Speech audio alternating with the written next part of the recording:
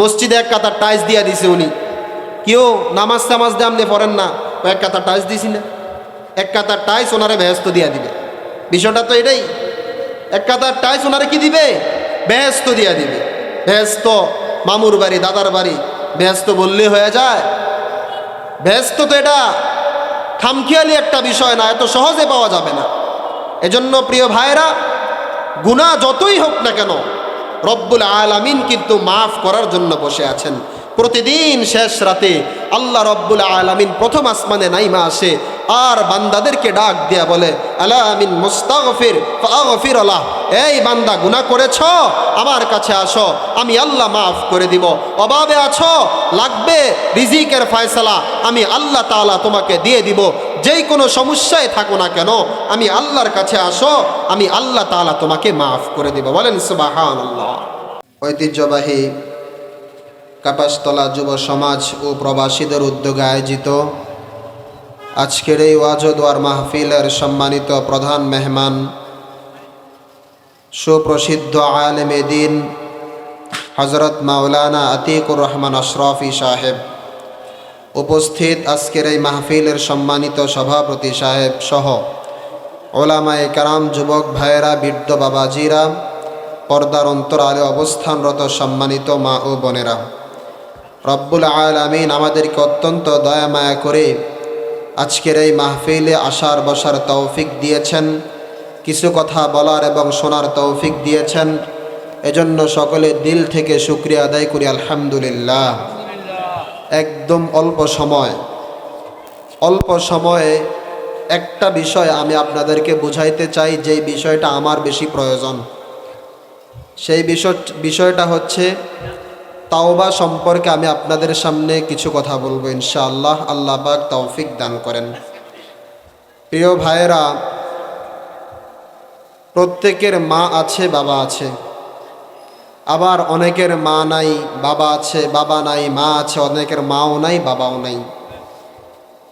প্রথমত এই জিনিসটা বুঝেন, কোনো সন্তান যদি মার সাথে রাগ করে এক সপ্তাহ কথা না বলে, কোনো সন্তান যদি বাবার সাথে রাগ করে এক সপ্তাহ কথা না বলে, তো ওই মা আর ওই বাবার পেরেশানিটা কি পরিমাণ, যে হায় আমার সন্তান আমার সাথে কথা বলে না, আমার সন্তান আমার সাথে রাগ করে আছে, আমি তাকে খাবারের জন্য ডাকলে সে আসে না, আমি তাকে ভালো কথা জিজ্ঞেস করলে সে উত্তর দেয় না।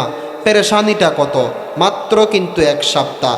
তো রব্বুল আলামিন বলেন, তোমার মা তো তোমাকে বানায় নাই, তোমার মা তো তোমাকে খাওয়াইতেছে না, তোমার মা তো তোমাকে পড়াইতেছে না, তোমার মা 10 মাস 10 দিন শুধুমাত্র গর্ভে ধারণ করেছে, তোমার বাবা ইনকাম করে কষ্ট করে তোমাকে লালন পালন করতেছে, খাওয়াইতেছে, পড়াইতেছে, আমি আল্লাহ তাআলা রিজিক দিচ্ছি এজন্য।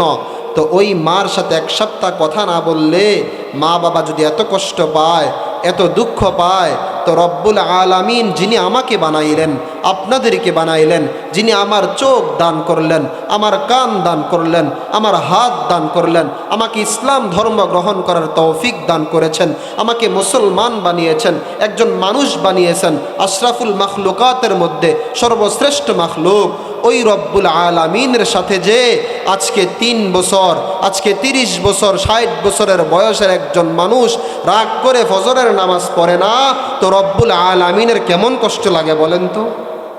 কেমন দুঃখ লাগে যে রব্বুল আলামিন আমাকে আপনাকে লালন পালন করতেছেন, খাওয়াইতেছেন, পড়াইতেছেন। ওই রব্বুল আলামিনের কুদরতি পায়ে আজ 365 দিন হয়ে যায় যে ফজরের নামাজের সেজদা দেয় না, তো রব্বুল আলামিনের কেমন কষ্ট লাগে বলেন?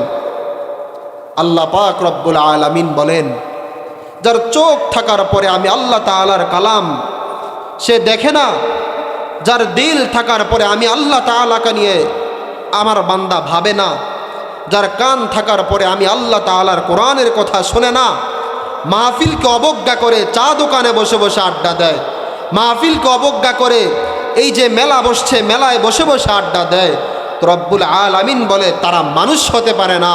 উলাইকা কাল আনআম, আল্লাহ পাক বলেন তারা মানুষ নয়, কোরআনের ভাষায় তারা হচ্ছে জানোয়ার। তাদের পরিচয় মানুষ হতে পারে না। যে একটা মানুষ, এত সুন্দর একটা আয়োজন গতকালকেও ছিল না, আগামীকালকেও থাকবে না, এই আয়োজনটাকে আপনার পিস দিয়া আপনি চা দোকানে বসে রইলেন, বিষয়টা কি? আপনি তো গতকালকেও বসছেন, আগামীকালকেও বসতে পারবেন, তো আজকে একটু না বসলে আপনার কি হয়? কি হয় আপনার বলেন? আমি আপনাদের সামনে কোরআনে কারিম থেকে যে আয়াতে কারিমা তেলাওয়াত করেছি, আল্লাহ রব্বুল আলামিন বলেন, قل يا عبادي الذين أسرفوا على أنفسهم لا تقنطوا من رحمة الله إن الله يغفر الذنوب جميعا إنه هو الغفور الرحيم।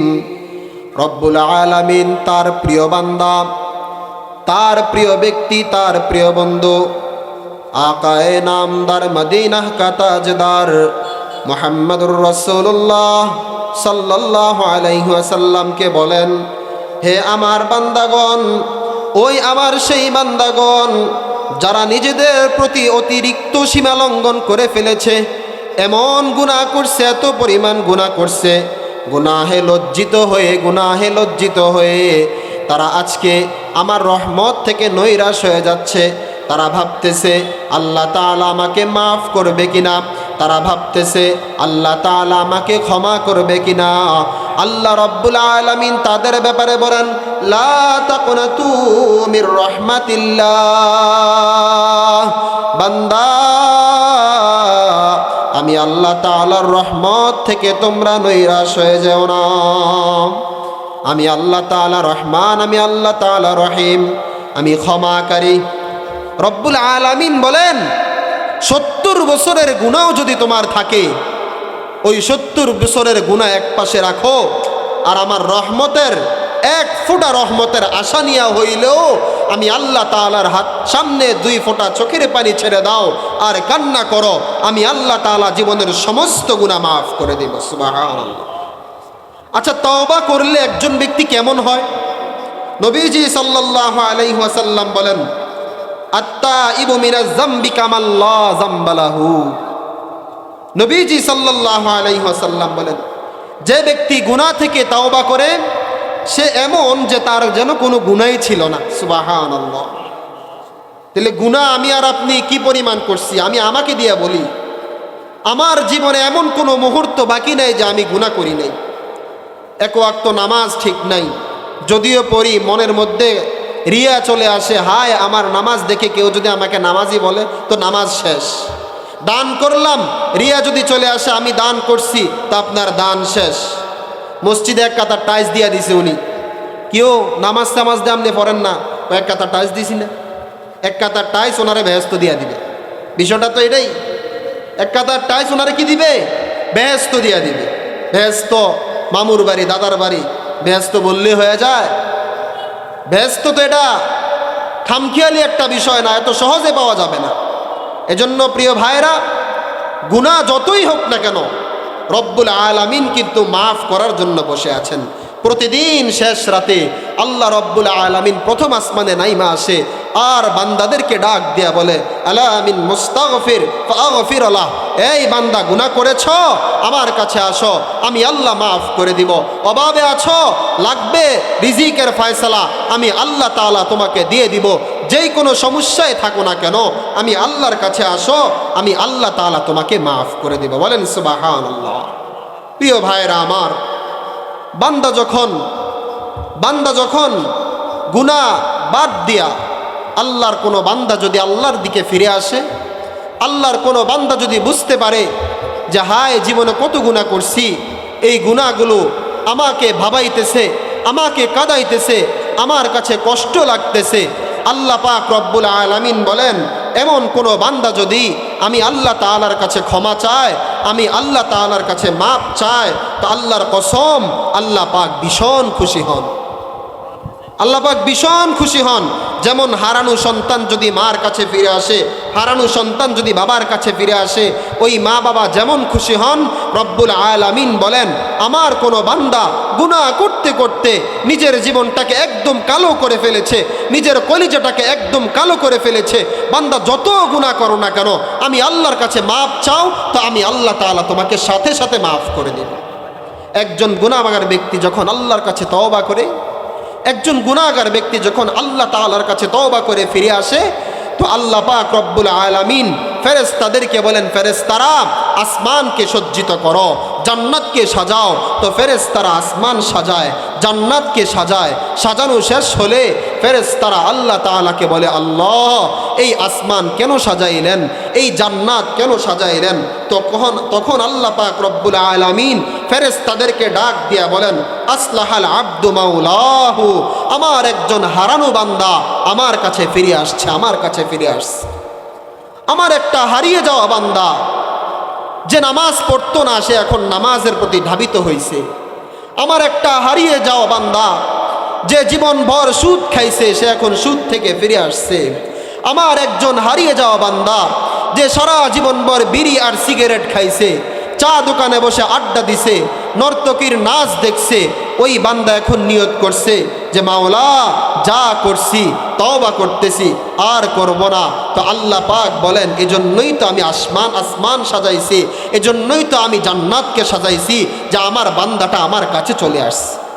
এজন্য প্রিয় ভাইয়েরা আমার, দুনিয়ার পিছনে পড়ে আপনারা গুনাহ করতেছেন, যাদের সাথে মিশে আমার শায়েখ হযরত মাওলানা আনিসুর রহমান আশরাফি সাহেব দামাত বরকাতুহুম, যার ছোট ভাই মাওলানা আতিকুর রহমান আশরাফি সাহেব আজকে এখানে আসবেন, তো আমার শায়েখ বলেন যে বন্ধু বান্ধব এগুলা সব ধোঁকা, বন্ধু বান্ধব এগুলা ধোঁকা।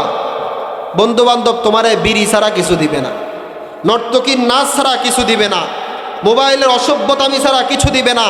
তুমি নামাজে যাইবা, একটা অসভ্যর লগে তুমি বন্ধুত্বতা করলে এই অসভ্য তোমার নামাজ থেকে ফিরায় নিয়ে আসবে।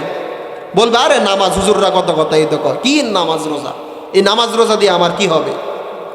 হাসরের ময়দানে যদি আপনি এই বন্ধুর খপ্পরে পড়ে জীবনটাকে নষ্ট না করে নামাজি হন, জীবনটাকে নষ্ট না করে আল্লাহ ওয়ালা হয়ে যেতে পারেন, আল্লাহকে রাজি আর খুশি করতে পারেন, তো হাসরের ময়দানে রব্বুল আলামিন আপনাকে ডাক দিয়া বলবে, তুমি তো তোমার একটা বন্ধু ছিল দুনিয়াতে, আজকে তোমার ওই বন্ধুর কি অবস্থা তুমি দেখবা। তখন আমি আর আপনি যদি বলি হ্যাঁ আল্লাহ একটু দেখান, তখন আল্লাহ পাক আমার সামনে জাহান্নামটাকে তুলে ধরবে, আর আমার ওই দুনিয়াতে যেই বন্ধুটা আমাকে নামাজ থেকে ফিরিয়ে রাখতে চাইছিল, আমাকে আমল থেকে ফিরিয়ে রাখতে চাইছিল, আমাকে মাহফিল থেকে ফিরিয়ে রাখতে চাইছিল, একজন আলেমের বিরোধিতা করার জন্য আমারে বলছিল, আমি করি নাই, এভাবে করে এই বন্ধুটাকে আমি দেখব হাসরের ময়দানে সে জাহান্নামের আগুনের মধ্যে জ্বলতেছে দাউ দাউ করে। এজন্য বন্ধু বান্ধব এগুলা কি ভাই? ধোঁকা, ধোঁকা। যে জীবনে প্রথম বিড়ি খাইছেন, আপনি একটু চোখ বন্ধ করে চিন্তা করেন, আপনার এই বিড়ি খাওয়ারা কেউ নাকি আপনার শিখাইছে, নিজে নিজে আপনি খান নাই। সুদের হিসাব মুরব্বীরা ভালো বোঝে, কিন্তু আপনার জমি জামা সন্তানদেরকে ঠিকমতো বুঝাই দিছেননি, আপনি ভাই বোনদেরকে জমি জামা বুঝাই দিছেননি, এটা জিজ্ঞেস করলে হয়েছে, এটা আর বোঝে না। সুদের হিসাবটা ভালো বোঝে। 1 লাখ টাকায় 20,000 সুদ কেমনি নিতে হইব, আসল টাকা কই থাকবে, সুদের টাকা কই থাকবে, এই হিসাব কিন্তু মুরব্বীরা ভালো বোঝে, কিন্তু আপন ভাই বোনের হক বুঝাই দেয় না। বোন যদি হক চায় তো বোনকে বলে হয়েছে বোন বুঝছি, আর ভাইয়ের লোকের সম্পর্ক রাখতা না, এই হলো অবস্থা। যাক, আমার আলোচনা মূলত ছিল তাওবা আমাদেরকে করতে হবে, তওবা কিভাবে করব আর তওবা করলে কি হবে, এই দুইটা কথা বলে শেষ করতেছি। হুজুর বসে আছেন। 1 নাম্বার, তওবা আমরা করব 4 জিনিসের মাধ্যমে। কয় জিনিসের মাধ্যমে ভাই? 4 জিনিস। 1 নাম্বার, আমি তওবা করার সময় যেই গুনাহটা আমি পিছনে করেছিলাম সাথে সাথে আমি ওই গুনাহটা ত্যাগ করে দেব, আমি ওই গুনাহ আর করব না বলে আল্লাহকে ওয়াদা দেব। 2 নাম্বার হলো এই গুনার উপর আমি লজ্জিত হব। 3 নাম্বার হলো পুনরায় এই গুনাহ করব না বলে আল্লাহ তাআলাকে ওয়াদা দিব। 4 নাম্বার, তওবা করার ক্ষেত্রে যদি আমি কোনো গুনাহ বা কাহারও কোনো হক নষ্ট করে থাকি তার হক তাকে ফিরিয়ে দিব। এই 4 কাজের নাম হচ্ছে তওবা। তাহলে 1 নাম্বার কি বলেন? গুনাহটা সাথে সাথে ছেড়ে দেওয়া। 2 নাম্বার, গুনাহ আর করব না বলে লজ্জিত হওয়া। 3 নাম্বার, গুনাহ এটা আর ভবিষ্যতে কোনো সময় হবে না বলে আল্লাহর কাছে ওয়াদা দেওয়া। 4 নাম্বার, যদি কাহারও হক নষ্ট করে থাকি, যে একজনের টাকা চুরি করলাম, একজনের জমি মেরে খাইলাম, একজনের রাস্তা বন্ধ করে দিলাম, একজনের সাথে বেয়াদবি করলাম, একজনকে কষ্ট দিলাম, এই হক যদি নষ্ট করে থাকি তো সাথে সাথে তার হক তাকে ফিরিয়ে দেওয়া। এটা হচ্ছে তওবা, এভাবে করতে হয়। আর তওবা করলে কি হবে? আল্লাহ পাক বলেন তওবা করলে তোমাকে 5টা পুরস্কার দেওয়া হবে। 1 নাম্বার, সমস্ত গুনাহ আল্লাহ তাআলা মাফ করে দিবেন, বলেন সুবহানাল্লাহ। 2 নাম্বার, আল্লাহ তাআলা আপনার যে তওবা করে তাকে ভালোবাসবেন। 3 নাম্বার, দুনিয়া এবং আখিরাতে বরকত হবে। দুনিয়াতেও সম্পদের প্রতি আল্লাহ বরকত দিয়া দিবে, রিজিকের প্রতি আল্লাহ বরকত দিয়া দিবে, কামাইয়ের প্রতি আল্লাহ বরকত দিয়া দিবে। কিরে সারাদিন ইনকাম করি, টাকা যে পকেটে রাখি, টাকা এটা যায় কই? তো যদি তওবা করতে পারেন, গুনাহ ছাড়তে পারেন, তো দেখবেন টাকা এটার মধ্যে বরকত হবে। মসজিদের 5,000 টাকা বেতনের ইমাম সাহেব মাস শেষ হলে জিজ্ঞেস করেন, হুজুর কেমন আছেন? জিন্দিগিতেও বলবে না ভালো নাই, বলবে আলহামদুলিল্লাহ ভালো আছি। 1 লক্ষ টাকা ইনকাম করে, তাকে জিজ্ঞেস করেন ভাই কেমন আছেন? ভালো নাই, পকেটে টিয়া নাই, পকেটে টিয়া নাই, চলতে পারি না, এই হলো অবস্থা। তাইলে তওবা করলে কয়টা পুরস্কার বলছি? 5টা। 1 নাম্বার, গুনাহ মাফ করে দিবেন আল্লাহ। 2 নাম্বার, ভালোবাসবেন আল্লাহ। 3 নাম্বার, দুনিয়া এবং আখিরাতে বরকত দিবেন আল্লাহ। 4 নাম্বার, হৃদয়ে শান্তি পাবেন, হৃদয়ে প্রশান্তির আগুন জ্বলবে। দেখবেন ভাত খাইতেছেন খুব ভালো লাগতেছে, ঘুমাইতেছেন ভালো লাগতেছে, যেই কাজই করেন না কেন হৃদয়ের মধ্যে একটা শান্তি অনুভব হবে। 5 নাম্বার, যেই কোনো দোয়া করবেন সাথে সাথে আল্লাহ তাআলা কবুল করে নেবেন। তাইলে আপনাদেরকে আমি বুঝাইলাম 1 নাম্বার, যত গুনাহই করেন, ঘটনা একটা ছিল, সময় নাই এজন্য বলতে পারতেছি না, যত গুনাহই করেন না কেন, আপনার 100 বছর বয়স হয়েছে, চিন্তা করছেন এত গুনাহ করছি আল্লাহ মাফ করবে কিনা? আল্লাহর কসম আল্লাহ মাফ করে দিবে, আল্লাহর কসম আল্লাহ মাফ করে দিবে। মাফ চান, এখনো সময় আছে, মাফ চান। আল্লাহ বলেন মারা যাইতেছ এমতো অবস্থায় যদি মাফ চাও আমি মাফ করে দিব। তাইলে আপনি আর আমি এই মুহূর্তে নিয়ত করি, পিছনে যা কিছু করেছি আল্লাহ তাআলার প্রতি মোতাওয়াজ্জু হয়ে আমি আর আপনি তওবা করব, বলেন ইনশাআল্লাহ। 2 নাম্বার কথা বলেছিলাম যে তওবা করলে আল্লাহ পাক রব্বুল আলামিন আমাদেরকে 5টা পুরস্কার দেন। 1 নাম্বার বলছিলাম সমস্ত গুনাহ আল্লাহ মাফ করে দেন। 2 নাম্বার বলেছিলাম আল্লাহ পাক রব্বুল আলামিন আমাকে ভালোবাসবেন। 3 নাম্বার বলেছিলাম দুনিয়া এবং আখিরাতে আল্লাহ বরকত দান করবেন। 4 নাম্বারে বলেছিলাম যে হৃদয়ের মধ্যে শান্তি অনুভব হবে। 5 নাম্বারে বলেছিলাম যেই কোনো দোয়া করবেন তো আল্লাহ পাক দোয়া কবুল করে দিবে। আর এই তওবা করব কিভাবে? 1 নাম্বার, যেই সমস্ত গুনাহ করেছি সাথে সাথে গুনাহ ছেড়ে দেওয়া, মোবাইলে নাচ দেখতেছি সাথে সাথে আর দেখবো না বলে ছেড়ে দেওয়া। 2 নাম্বার কিভাবে? যে এই গুনাহর উপর লজ্জিত হওয়া। 3 নাম্বার, এই গুনাহ ভবিষ্যতে আর কখনো করব না বলে আল্লাহর কাছে ওয়াদা দেওয়া। 4 নাম্বার, যদি অপরের হক নষ্ট করে থাকি তার হক তাকে ফিরিয়ে দেওয়া। আল্লাহ পাক রব্বুল আলামিন আমাকে এবং আপনাদের প্রত্যেককে কথাগুলো মেনে আমল করার তৌফিক দান করেন। ওয়া আখির দাওয়ানা আলহামদুলিল্লাহি রাব্বিল আলামিন।